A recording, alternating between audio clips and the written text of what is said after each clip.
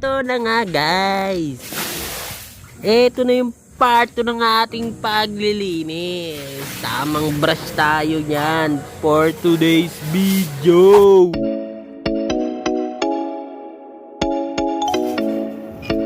Yun na nga, syempre lilinisin ko na yung kulungan namin dyan ng aso, no?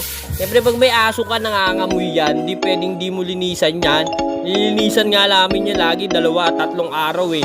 Basta amoy na namin eh. Tapos pagkatapos kung linisan yung kulungan ng aso namin, susunod ko na dyan yung side namin hanggang dun sa parking area namin.